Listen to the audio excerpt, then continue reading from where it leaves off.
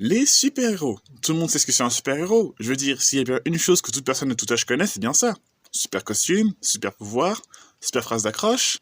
Donnez-moi des exemples pour voir. Superman? Ouais, classique. Iron Man? Évidemment.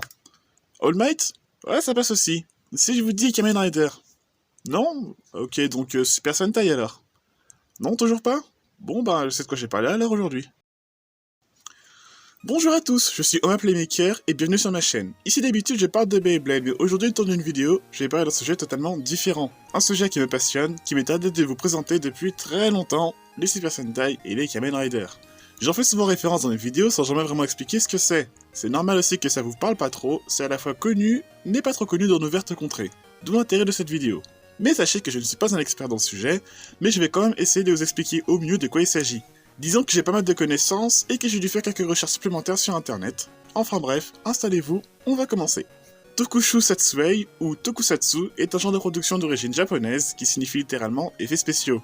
Chaque franchise Tokusatsu possède des codes bien spécifiques, il en existe plusieurs sous-genres que vous connaissez peut-être. Ultraman, le Hyper Midnight Horror Action Drama, les Metal Heroes, ou encore les Kaiju pour en citer quelques-uns. Sachez aussi que les Tokusatsu se tend à peu près partout dans le monde, même chez nous en France. Mais dans cette vidéo, on va se focaliser uniquement sur les Super Sentai et les Kamen Rider. C'est l'histoire d'un humain changeant en cyborg par l'organisation Shocker. Destiné à devenir une arme destructrice, cependant il va se rebeller et décidera d'user de ses nouveaux pouvoirs pour faire le bien. Tel est le synopsis de la toute première série Kamen Rider, datant de 1971, à la tête du manga Skullman de Shotaro Ishinomori. Enfin, adapté oui et non. Toei et compagnie ont jugé le manga trop violent et ont demandé à l'auteur quelque chose d'un peu plus tout public, ce qui va donner Kamen Rider. Certes, 71 ça date, mais cette série va poser les bases pour les séries suivantes. Oui, parce qu'il existe plusieurs séries Kamen Rider avec plusieurs Kamen Rider différents qu'on peut classer actuellement en trois grandes catégories. Les Riders de l'ère Showa, ou Showa Rider, les Riders de l'ère Heisei, ou Heisei Rider, et les Riders de l'ère Reiwa, l'ère actuelle, les Reiwa Rider. Kamen signifie masqué, pas parce qu'ils sont masqués, même si ce serait plus juste de dire qu'ils sont casqués. Le tout premier Kamen Rider Ichigo, a pour motif un insecte, précisément une sauterelle. Même si les insectes sont un motif plutôt récurrent dans la franchise, ça peut varier avec des thèmes totalement différents, genre la science, les détectives, voire carrément le jeu vidéo.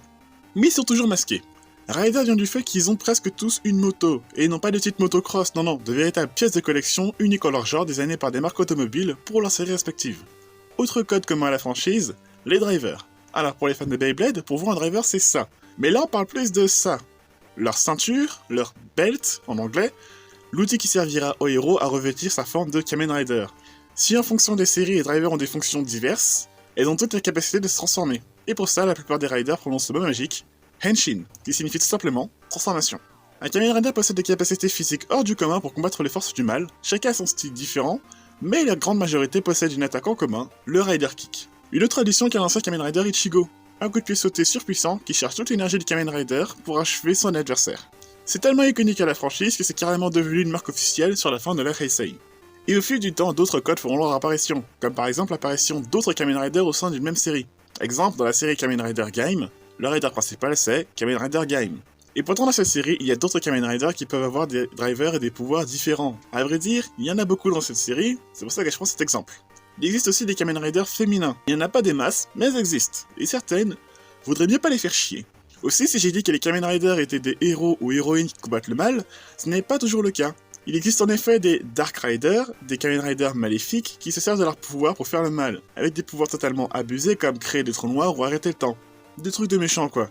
Avec le temps, on verra aussi l'apparition de Rider Form et des Power-Up. Les Rider Form sont des formes alternatives qu'un Kamen Rider peut prendre pour s'adapter au combat avec une capacité bien spécifique, qu'il ne possède pas dans sa forme de base, par exemple le pouvoir de voler ou de contrôler le feu. Et quand ces Rider Form ne suffisent plus, il va avoir droit à une voire plusieurs évolutions au fil de la série, qui conduiront à sa forme la plus puissante en fin de série, la forme finale ou Final Form.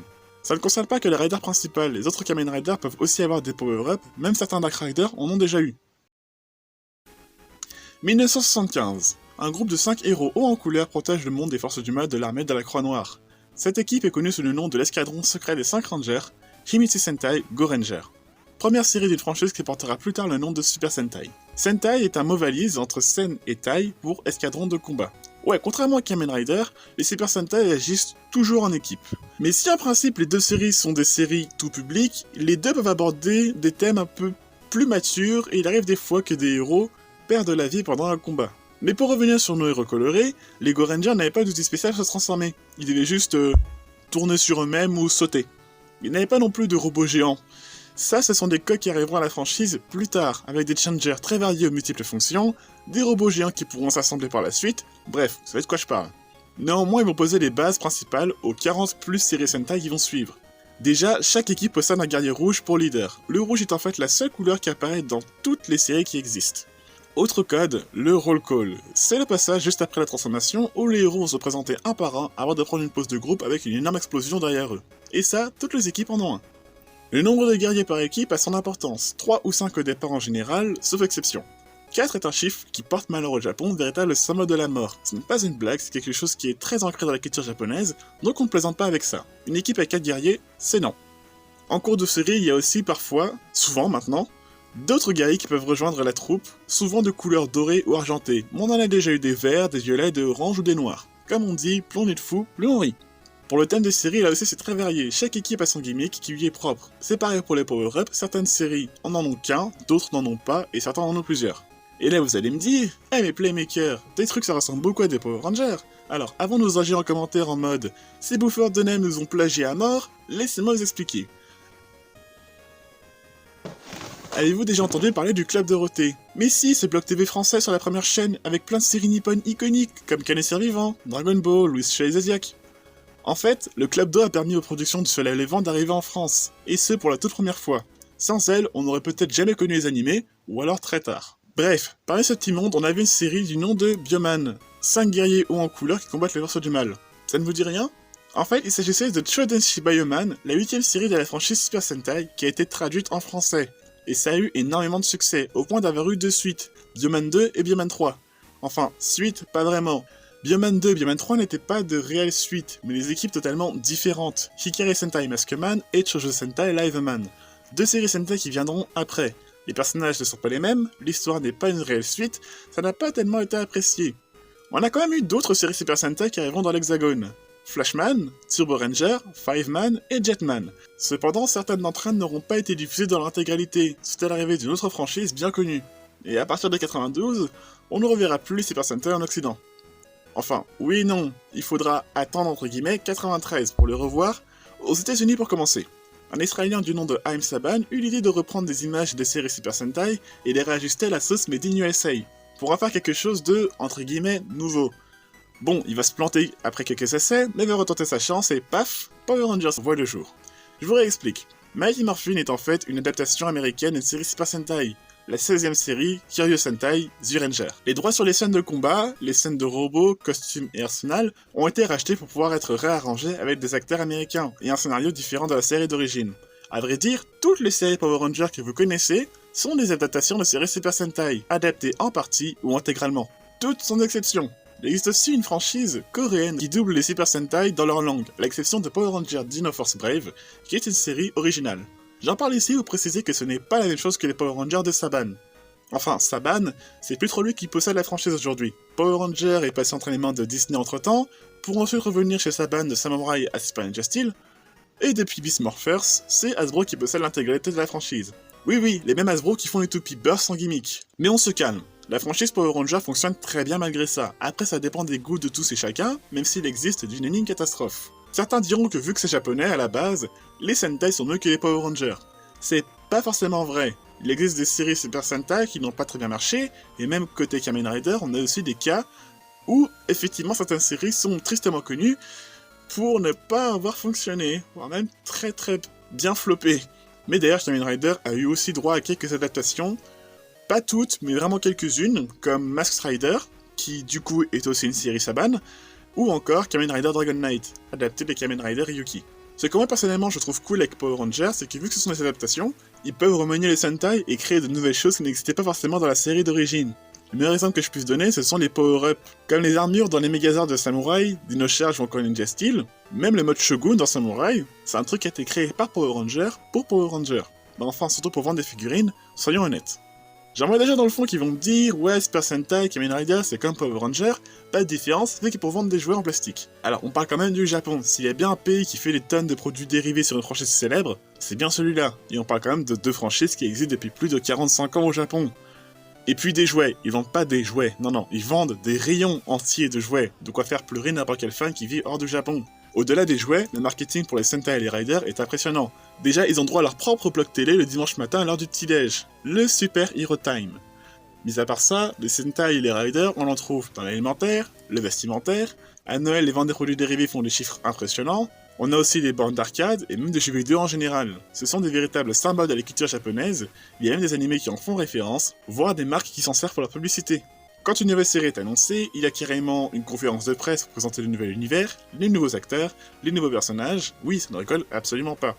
On a aussi les films, dont certains qui passent au cinéma, l'occasion d'intégrer de nouveaux robots, de nouveaux riders ou guerriers, voire de nouveaux power-up, et ainsi intégrer une nouvelle histoire. Sans parler des crossovers, très prisés par les fans. Pour n'en citer qu'un qui a vraiment fait sauter le cinéma japonais, Super Hero Taisen, sorti en 2012, qui a généré près de 19 millions de dollars au box-office, sans oublier les concerts annuels et les spectacles live.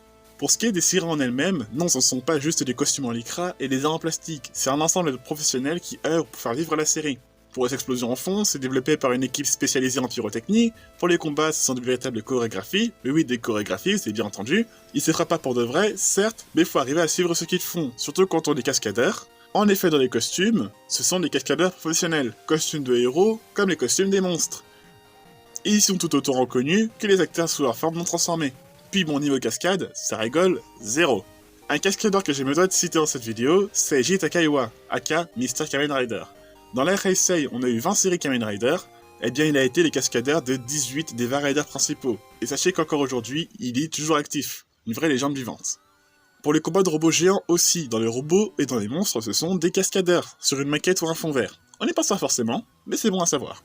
Côté Power Rangers, c'est à peu près pareil, sauf que l'univers ne se limite pas qu'aux séries. On a eu le film en 2017, mais aussi tout le multivers qui s'est créé autour de la franchise au fil des années. Comme le jeu de rôle Power Rangers Hyper Force, les jeux vidéo ou encore les différents comics qui étendent l'histoire de séries télé et n'hésitent pas à instaurer des scénarios plus sombres et en bonus, de nouveaux Rangers. Sans oublier la Power Morphicon, la convention dédiée aux Power Rangers qui a lieu tous les 2 ans, l'occasion au passage de découvrir le casting de la future série à venir. Et je pourrais continuer à parler des heures de tout ça, mais j'ai la vague impression que je me suis un petit peu éloigné. Au moins vous savez que ces 3 univers sont bien plus vastes qu'on ne le croit, mais malheureusement assez mal comprises. Dans la mentalité des gens, surtout en France, et là je parle par expérience personnelle, on assimile souvent un gars qui se transforme à du Power Ranger, et ce même si ça n'a rien à voir. J'ai de la chance que mes parents aient grandi avec Bioman et d'autres séries du Club Do comme Gavan, aussi connu sous le nom d'Ixer. Donc ils sont assez réceptifs à ça, mais expliquer tout ça à mes proches, ce n'est pas toujours facile. Un peu comme Beyblade quoi. C'est bien au-delà de simples cris et explosions, il y a vraiment toute une communauté derrière qui existe aux 4 coins du monde, qui soutient ces franchises qui existent depuis près d'un demi-siècle.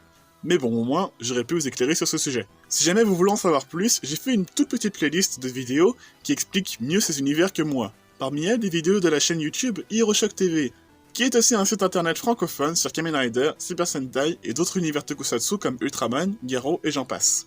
Je ne peux que vous les recommander, et je tiens à remercier le staff d'avoir gentiment accepté d'avoir répondu à la tonne de questions que je leur ai posées, qui m'ont aidé à la réalisation de cette vidéo. Sur ce, c'était Playmaker, et je vous dis à la prochaine!